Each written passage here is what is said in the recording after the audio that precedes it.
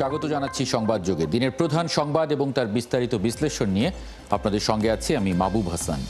শুরুতে জেনে নেই কি থাকছে আজকের সংবাদ যোগে।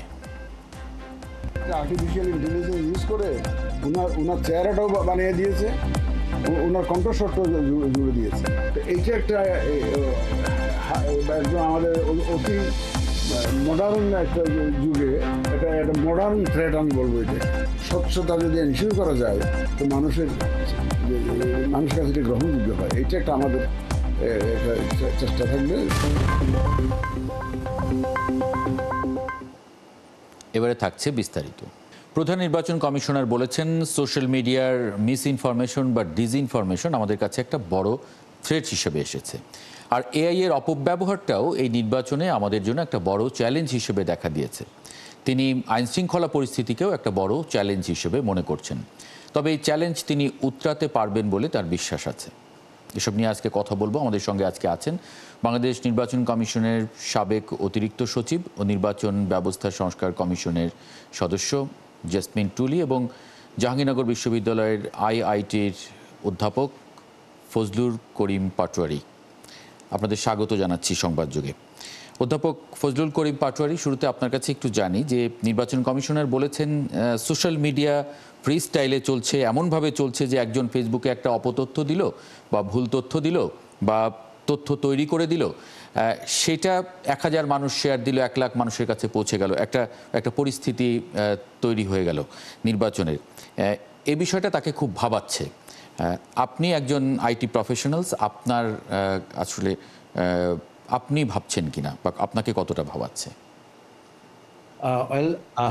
আসলে ওনার মতো আসলে আমরা সবাই যারা এই বিষয়ে কাজ করি, দেখি, পড়াই, তারাও আসলে চিন্তিত এই জন্য যে এই অপতথ্য, ডিসইনফরমেশন হোক আর মিসইনফরমেশন হোক, এটা ছড়িয়ে যাচ্ছে।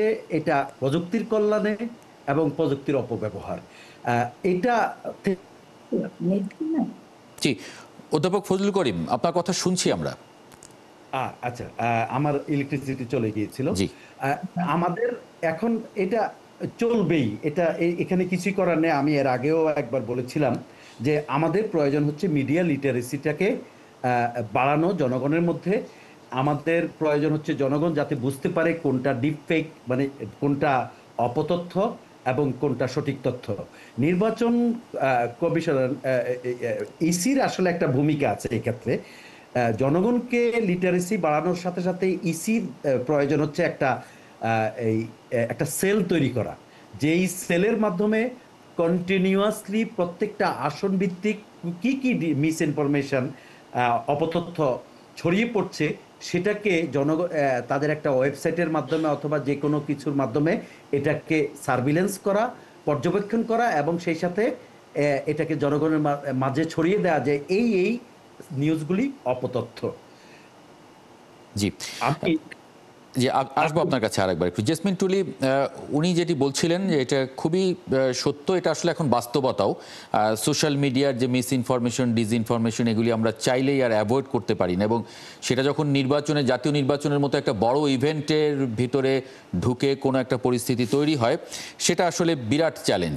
এবং উনি যেভাবে বলছিলেন যে এটাকে আসন ভিত্তিক বা যদি প্রয়োজন হয় আরও ছোট করে, মানে যেভাবে অর্গানাইজ করার কথা, যে কোনটা মিস ইনফরমেশন, কোনটা ডিসইনফরমেশন বা কোনটা সঠিক ইনফরমেশন, এই অবকাঠামো বা এই ধরনের মানে কিছু করা কি আসলে নির্বাচন কমিশনের পক্ষে সম্ভব, সেই লোকবল বা প্রযুক্তি?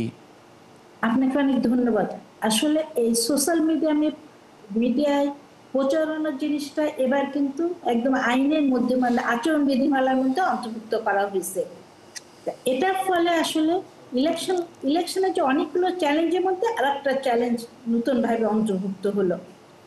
এটা কমিশন যেটা করতে পারে যে আইনের মধ্যে যখনই ঢুকানো হয়েছে তখনই রাজনৈতিক দল এবং প্রার্থীরা কি ধরনের কন্টেন্ট দিচ্ছে বা এই ধরনের কন্টেন্ট গুলো ইলেকশন কমিশনের নিজস্ব একটা বিশেষায়িত কমিটি করবে। একটা স্পেশাল কমিটি থাকে, টেকনিক্যাল কমিটি, যারা যে সমস্ত ক্যান্ডিডেট এবং পলিটিক্যাল পার্টির কন্টেন্টগুলো আগে সেখানে জমা দিবে, তারপরে তারা সোশ্যাল মিডিয়ায় মানে ছাড়বে।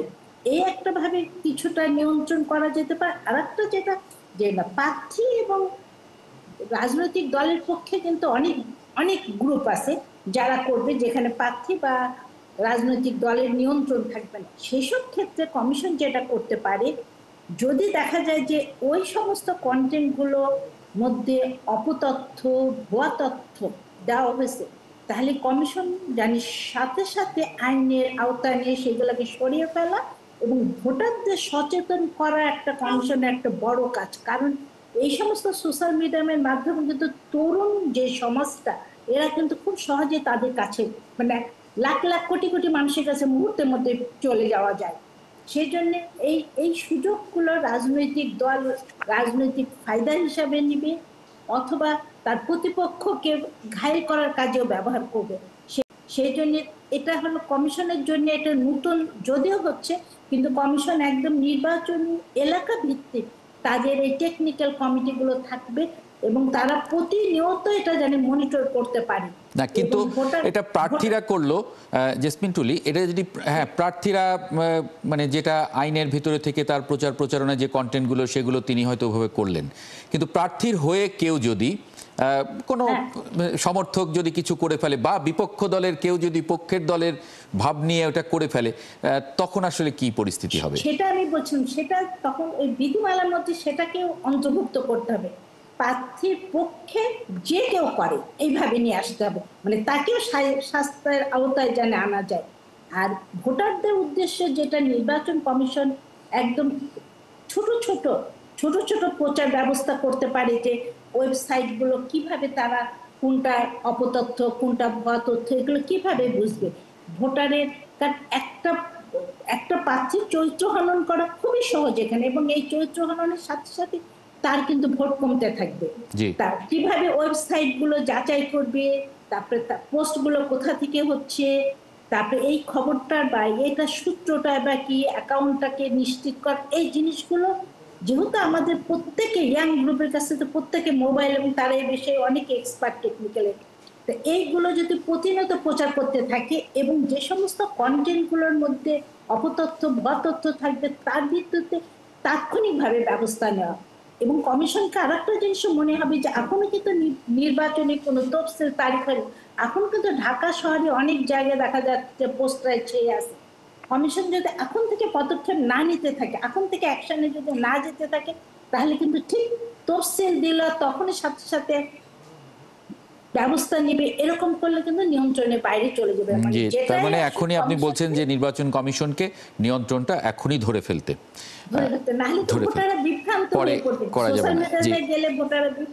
এক্স্যাক্টলি। অধ্যাপক ফজলুল করিম পাটোয়ারি, আপনি কিছু যুক্ত করবেন কিনা? বিশেষ করে আমার যেটা ফোকাস পয়েন্ট সেটা হচ্ছে যে এই যে মিথ্যা তথ্য বা যে এগুলো যখন সংঘবদ্ধ আক্রমণের শিকার কোনো প্রার্থী হন, মানে হতেই পারেন, সেখানে তখন আসলে কি করা? আচ্ছা, আমি ম্যাডামের কথার সাথে একটু যুক্ত করি। আমরা যদি প্রশ্ন হচ্ছে যে প্রার্থী যা যা প্রচার করবে তা কমিশনে কমিটির কাছে জমা দিবেন, কন্টেন্টগুলো জমা দিবেন। এর বাইরে প্রার্থীর হয়ে বেনামে স্বনামে কেউ কেউ কন্টেন্ট ছাড়তে পারে, অপতথ্য ছাড়তে পারে। স্বনামে সাধারণত দেখা যায় যে অপতথ্যগুলো যতগুলি ছাড়ে তার মধ্যে 25%-এর মতো, প্রায় না 25%-এর মতো স্বনামে ছাড়ে, আর ফেক আইডি ইউজ করে কেউ কেউ ছাড়ে। কিন্তু আমরা যদি সরকারের পক্ষ থেকে যদি একটা ল করতে পারি যে যেরকম অফিসে কেপিআই কি পারফরমেন্স ইন্ডিকেটর, আমরা নাগরিকের জন্য যদি এরকম একটা কি পারফরমেন্স ইন্ডিকেটর তৈরি করে রাখি যে যারা স্বনামে ছাড়বে তাদের জন্য এগুলি রেকর্ড থাকবে এবং ভবিষ্যতে তাদের বিভিন্ন নাগরিক সুবিধা বা নাগরিক কাজে অংশগ্রহণ দেশের কাজে অংশগ্রহণের জন্য এগুলি নজির হিসাবে, দৃষ্টান্ত হিসাবে, উদাহরণ হিসাবে হাজির হবে, তখন অনেকে আসলে এ থেকে দূরে থাকবে। আমি আরেকটা বিষয় বলি যে আসলে কমিশন কিভাবে অপতথ্য ইয়ে করবে, শনাক্তকরণ করবে? কমিশন অপতথ্য শনাক্তকরণ একটা উপায় আছে, ম্যানুয়াল পদ্ধতি, যেখানে একটা বড় কমিটি থাকবে, বিভিন্ন জেলা ওয়াইজ আসন ভিত্তিক কমিটি থাকবে, কমিটিগুলো শনাক্ত করবে ম্যানুয়াল পদ্ধতিতে। কিন্তু আজকালকার দিনে একটা একটা একটা কোম্পানিকে যদি দায়িত্ব দেওয়া হয়, সফটওয়্যার কোম্পানিকে, যেই কোম্পানি একটা সফটওয়্যার তৈরি করে দিবে, সেই সফটওয়্যার অটো সার্ভিলেন্স পদ্ধতিতে প্রত্যেকটা অপতথ্যগুলি শনাক্ত করবে সার্ফিং পদ্ধতিতে। তাহলে আমরা সহজে আরো কুইক করতে পারবি। হ্যাঁ, মানে কোনগুলো এআই জেনারেটেড ভিডিও বা কোনগুলো এআই জেনারেটেড, সেগুলো তো অটোমেটিক্যালি মানে সেখানে ফিল্টার হয়ে যাবে। যদি আমাকে সুযোগ দেন আমি জি প্লিজ, আপনি নির্বাচন কমিশন অনেক নীতিমালা তৈরি করবে বা করেছে বা সংশোধন করবে। আমি মনে করি যে নীতিমালা এরকম হওয়া উচিত যে আমাদের সরি, আমি গীবত বলে একটা কথা আছে আমাদের সমাজে, মুসলিম সমাজে। গীবত হচ্ছে যে সত্য কথা সামনে পিছনে কষ্ট পাওয়ার মতো কথাও আমাদের বলা যাবে না, সেটাই গীবত। তাইলে নির্বাচন কমিশন যদি এইরকম নীতিমালা তৈরি করে যে সত্য যেটা বিভ্রাট ছড়াইতে পারে, যেটা প্রার্থীর চরিত্র হনন করতে পারে এবং দলীয় কোন্দল তৈরি করতে পারে, সেই সত্য কথাগুলিও ছড়ানো যাবে না। তাহলে আমার মনে হয় এটা কিছুটা নিয়ন্ত্রণে আসবে। আর না, কিন্তু বিপক্ষ প্রার্থী তো তার মানে ভুল ত্রুটি সামনে আনতেই চাইবে, তো এই অধিকারও তো তাকে দিতে হবে। বলে কেউ কেউ যে একজন প্রার্থীর ব্যক্তিগত পার্সোনাল ম্যাটার নিয়ে, তা সে কোন দিন 10 বছর আগে 20 বছর আগে কোথায় সি বিচে ঘুরেছে, সেই তথ্য যদি এনে হাজির করে, এটা কিন্তু প্রতিরোধ করতে হবে। জি, জেসমিন টুলি, মানে সেখানে অধিকার ক্ষুণ্ণ, মানে আপনার যদি শেষ হয়ে থাকে তাহলে আমি একটু জেসমিন টুলির কাছে যাব। আমি আরেকটা রিকোয়েস্ট করতে চাই। সেটা হচ্ছে যে আমরা যারা গণমাধ্যমগুলো কি ভূমিকা পালন করতে পারে। মিডিয়া লিটারেসি, আমি বারবার বলছি, মিডিয়া লিটারেসি বাড়াইতে হবে জনগণের মধ্যে। আমরা যেরকম খুব সচেতনভাবে দেখতে পাই যে কোন আইডিটা ভুয়া, কোন তথ্যটা অপতথ্য হইতে পারে, এটা দেখেই বোঝা যায়। কারণ তথ্যের মধ্যে যখন মেটা ইনফরমেশন না থাকে, তখনই আমরা সহজে বুঝতে পারি এটা অপতথ্য। এবং এইভাবে আমরা যদি মেটা ইনফরমেশন কিভাবে আইডেন্টিফাই করব, কোনটা ডিসইনফরমেশন সেটা কিভাবে আইডেন্টিফাই করব, এটা উদাহরণ সহকারে মিডিয়াগুলি যদি সম্প্রচার করে অনুষ্ঠানাদি কোনো বিশেষজ্ঞকে নিয়ে, তাহলে জনগণ সেই অনুষ্ঠানগুলি দেখে উদাহরণ সহকারে বুঝতে পারবে কোনটা অপতথ্য, কোনটা সঠিক তথ্য। এক্স্যাক্টলি। জেসমিন টুলি, মানে যে আলোচনাটার মধ্যে ছিলাম যে মানে এখানে কোনো ধরনের প্রার্থীর অধিকার ক্ষুণ্ণ হবে কিনা, আবার মানে এত যদি মানে আটঘাট বেঁধে ফেলা যায়, এবং অধ্যাপক ফজলুল করিম পাটোয়ারি যেটা বলছিলেন যে আইনি করা দরকার ওরকম, এবং সফটওয়্যারের কথা বলছেন। জি না, এমন যে তার পার্সোনাল স্পেসটা তো তাকে দিতে হবে। একজন প্রতিপক্ষ যদি মনে করে যে এটা তার একটা দোষ, এটা আমাদের সমাজে সামাজিক প্রেক্ষাপটে এইরকম অবস্থাটা চলে না, সে তো এটাকে নিতেই পারে। এটা তো সে ভুয়া না হলে হলো, সে তথ্যটা ভুয়া না হলে, মনে করেন কেউ কালোবাজারের মধ্যে অনেক টাকা ইনকাম করেছে একসময়, তার প্রতিপক্ষ তো এই জিনিসটা তুলে ধরবে। সত্যি তথ্য যদি হয়, সেই তথ্য দিয়ে তো ভোটারের কাছে ভোট চাইবে তার প্রতিপক্ষের বিপক্ষে, এগুলোতে তার ব্যক্তিগত অসুবিধা হবে না। কিন্তু যখনই কেউ যদি ভুয়া করে, ভুয়া কন্টেন্ট করে, যে আমার চেহারা নকল করে দিল, আমার কণ্ঠস্বর নকল করে দিল, এরকম করো কিছু, এআই ব্যবহার করে এমন কন্টেন্ট তৈরি করো যা আমার পুরো আমার ক্যারিয়ারটা শেষ করে দিবে, আমার সুপরিচিত বা এই জিনিসগুলো একটা সুনাম ছিল সেটাকে নষ্ট করে, সেই ক্ষেত্রে অবশ্যই এখানে আটকাতে হবে।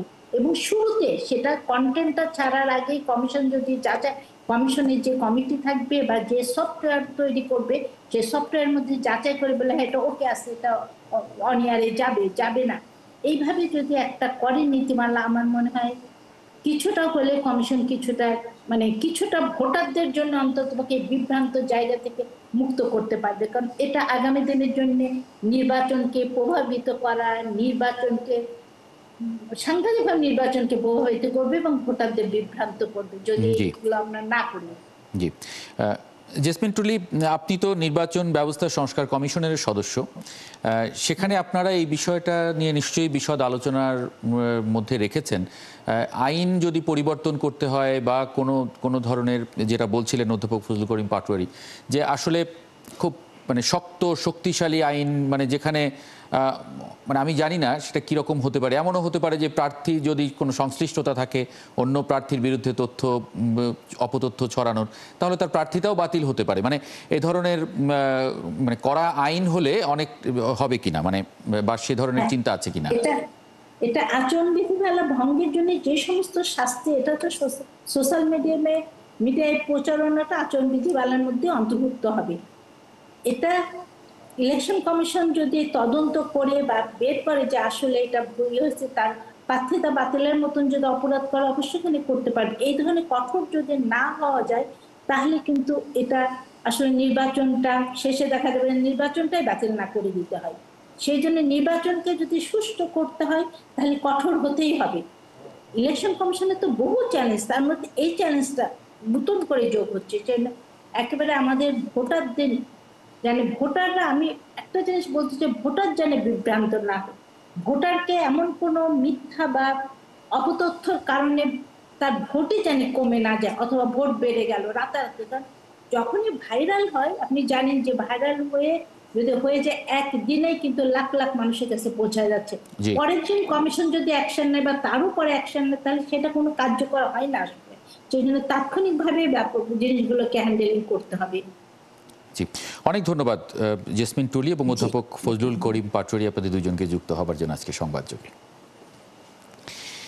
এই ছিল আজকের সংবাদযোগে। আগামীকাল ঠিক রাত 10টায় আবারও দেখা হবে নতুন কোনো বিষয় এবং তার বিশ্লেষণ নিয়ে। ৭১-এর সঙ্গে থাকুন।